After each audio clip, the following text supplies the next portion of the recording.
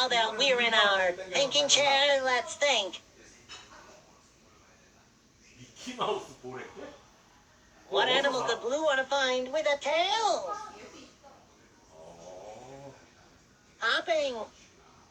아이고 누가 그런 걸 보고 And 알려줘? a pocket. 네가 뒤져보냐?